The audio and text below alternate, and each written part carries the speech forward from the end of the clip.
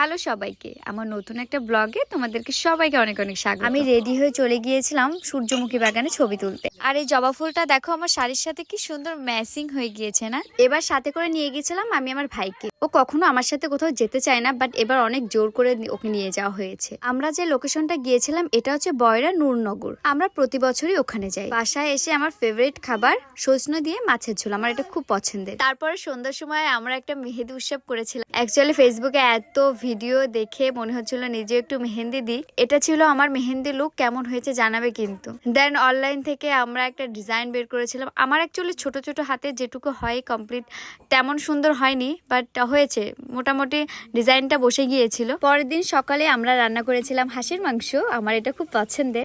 তারপর দিন সকালবেলা আমরা একটু গিয়েছিলাম ঘুরতে।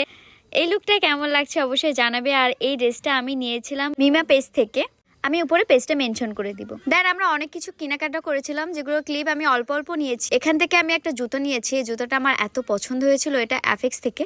দেন আমরা কিছু শাড়ি দেখছিলাম, আমরা 2-3টা শাড়ি নিয়েছিলাম। এরপর আমি এই রেশমি চুড়িগুলো দেখছিলাম, এগুলো এত ভাইরাল হয়েছে আর অনেক সুন্দরও লাগছে কিন্তু, বাট দামটা অনেক বেশি, 300 টাকা প্রাইস ছিল। আর আমি সবসময় এই দোকান থেকে চুড়ি নেই, এখানে খুবই রিজনেবল প্রাইসে আমি চুড়ি নিতে পারি। আর এখানে তোমরা সব রকমের চুড়ি পেয়ে যাবে। দোকানটার লোকেশন কিন্তু দৌলতপুরে। তো এটাই ছিল আমার ব্লগটা, কেমন লেগেছে জানাবে কিন্তু।